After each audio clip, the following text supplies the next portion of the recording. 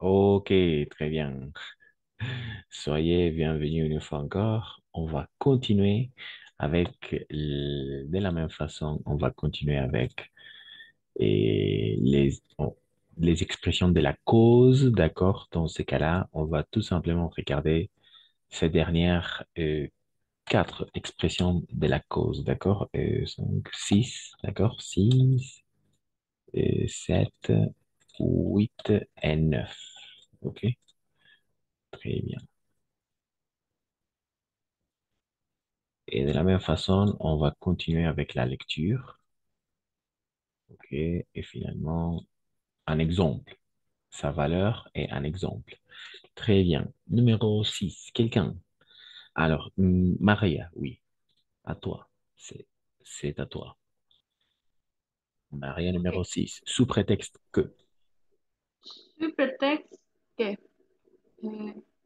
plus más proposition de más substantive más sustantive. Cause constante de lo que tu ne le crois pas.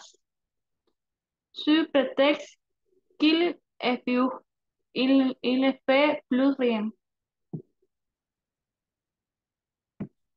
Ok, merci Maria, très bien. En effet, sous prétexte que. D'accord? En effet.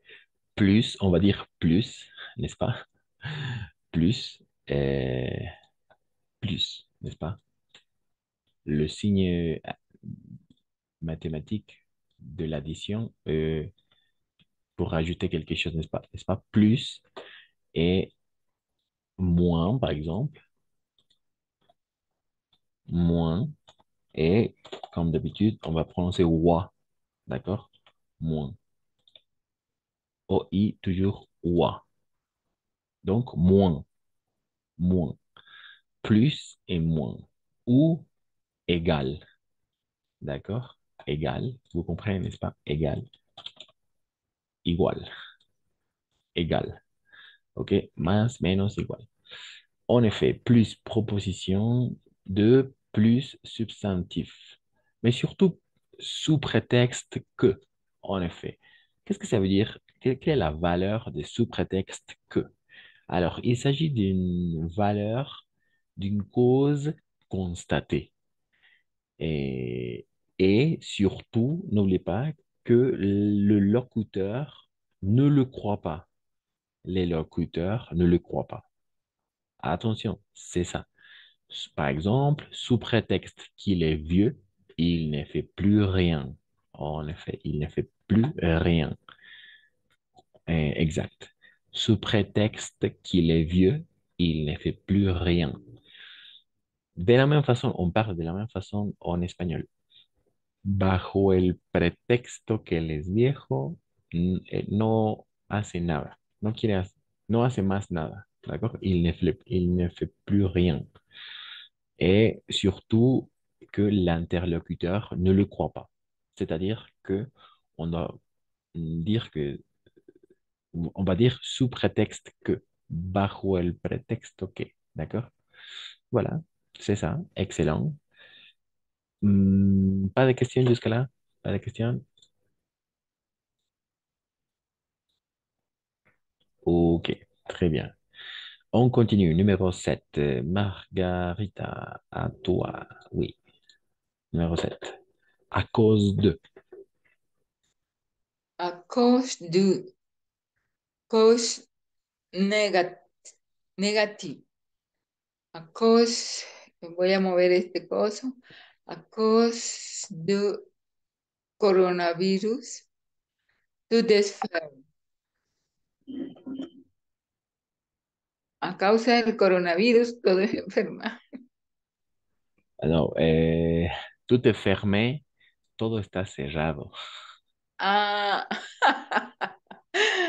merci. D'accord. Exact. À cause du coronavirus, tout est fermé, todo está cerrado. D'accord? Et n'oubliez pas. Alors, toujours, on va utiliser à cause de pour exprimer une cause négative. C'est ça l'importance, d'accord? Une cause négative, D'accord? Une cause négative, una causa negativa. D'accord? Par exemple, à cause du coronavirus, tout est fermé. Todo está cerrado. D'accord? Ou on peut dire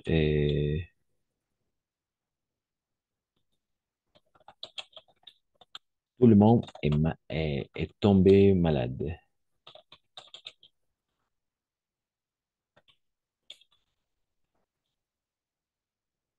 Esto significa está enfermo. ¿D'accord? Eh, Tout le monde est malade. Todo el mundo, todos están enfermos, par exemple. ¿D'accord? O todos se han enfermado. Tout le monde est tombé malade. D'accord?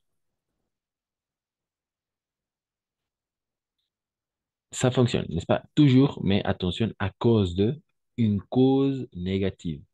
C'est ça l'importance. Et ensuite, Barbara, grâce à. Et- oui, grâce à. Grass up. Cause positive. Grace to grace toi je vais partir en France. Magnifique, magnifique, Barbara, très bien. Et tu l'as bien prononcé cette fois-ci. Et toi, exact. Grâce à toi, je vais, d'accord? De la même façon, la combinaison des voyelles A et I, toujours A et I, on va prononcer comme un E, d'accord? A et I, E, d'accord? Donc, je vais. Ici, par exemple, je vais. Je vais. A et I, on va prononcer E. Et OK. Grâce à toi, en effet, je vais partir en France. De la même façon, quelle est sa valeur? Sa valeur est pour exprimer une cause positive. D'accord? Une cause positive. Par contre, on va utiliser à cause de pour exprimer une cause négative et grâce à pour exprimer une cause positive. D'accord? Voilà. Toujours. Alors, c'est impossible de mélanger. D'accord? C'est impossible de mélanger. Ça ne fonctionne pas grâce à pour exprimer une cause positive. Ça ne fonctionne pas. D'accord? Ou de la même façon, on va utiliser grâce à pour exprimer une cause négative. Ça ne fonctionne pas de la même façon. OK? Donc, toujours à cause de pour exprimer une cause négative, grâce à pour exprimer une cause positive. Alors, question.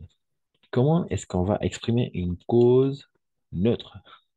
Vous comprenez une cause neutre? Vous comprenez une cause? Qu'est-ce que ça veut dire une cause neutre? Neutre. Una causa neutra. D'accord? Ni négative, ni positive. C'est-à-dire une cause neutre. D'accord? On va utiliser l'expression en raison de. En raison de. Une fois encore, A et I, on va toujours prononcer E. D'accord? Donc, A et I, E. Et raison. En raison de. D'accord? Cause neutre. N'oubliez pas. Une cause neutre, pour exprimer une cause neutre, on va utiliser l'introducteur en raison de. Voilà. Pas de questions jusqu'à là avec ces trois introducteurs très utilisés en français. N'oubliez pas, à cause de, cause négative, en raison de, cause neutre, et grâce à une cause positive. Voilà. Et n'oubliez pas, vous ne pouvez pas mélanger, d'accord? Ok, c'est ça. Très bien. Prof, Oui, un ejemplo de la causa neutra. bon, excellent, très bien. Par exemple,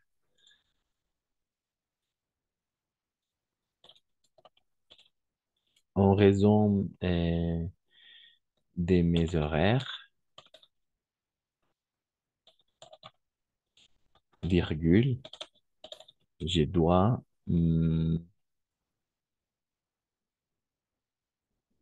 je dois me réveiller tôt. Voilà, c'est ça. C'est neutre.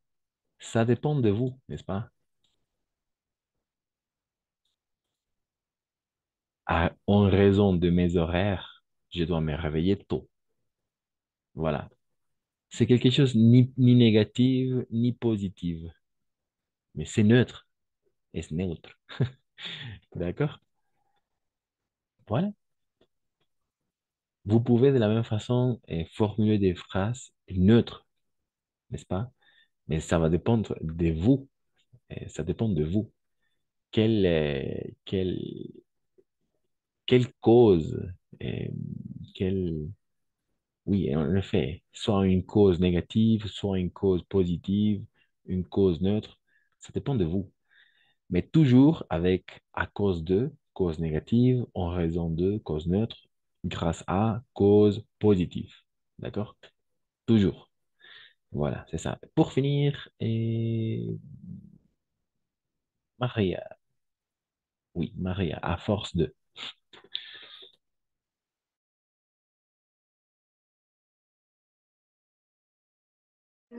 A force de répétition. À force de discuter, ils ont fini par divorcer.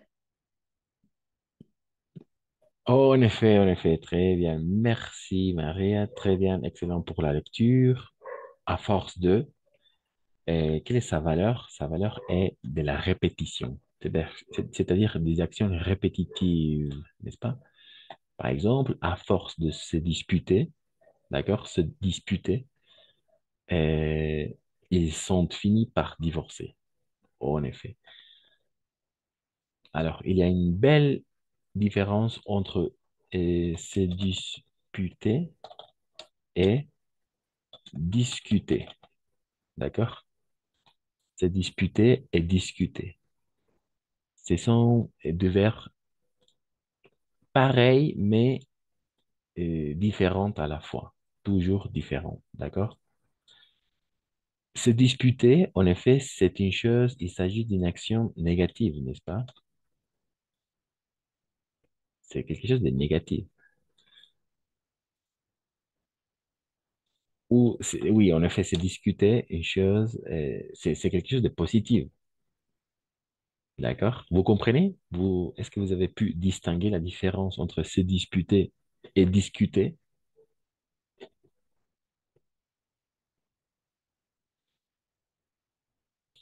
Se disputer, non? Se disputer, par exemple, ça veut dire discutir en français.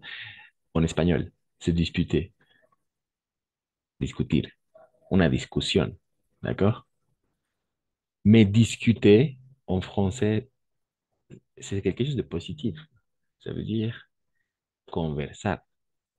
On va discuter un peu, d'accord? Un échange d'idées, d'accord? Avec une connotation en effet positive, n'est-ce pas? Ok, n'oubliez pas. Se disputer et discuter. Donc, à force de se disputer, ils sont finis par se divorcer. En effet, c'est quelque chose de négatif, n'est-ce pas? Se disputer. Très bien. Jusqu'à là, pas de questions. On peut passer à faire les exercices.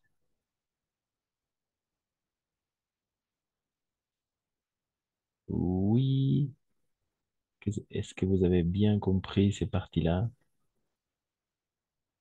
Ok, très bien. On va passer maintenant à regarder quelques exercices. N'oubliez pas toujours regarder la, la valeur, d'accord? La valeur de chaque introducteur des causes. Ok? N'oubliez pas de regarder avant de donner. N'oubliez pas de regarder sa valeur. Quelle est sa valeur? OK? Très bien. Pas de questions, n'est-ce pas, jusqu'à là? OK, pas de questions. Donc, maintenant, on va se concentrer à regarder quelques exercices.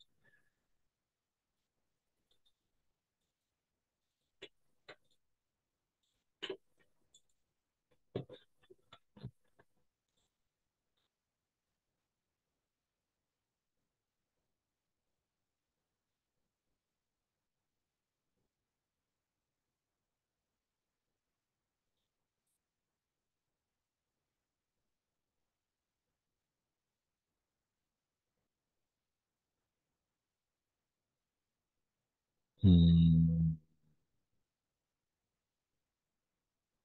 ok.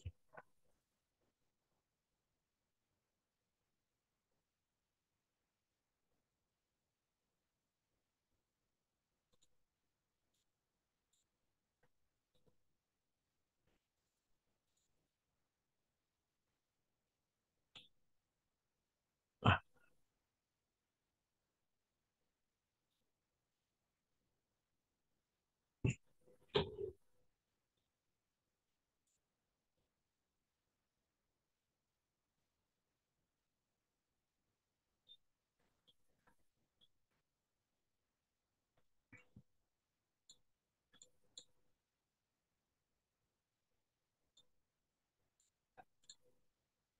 alors, excellent.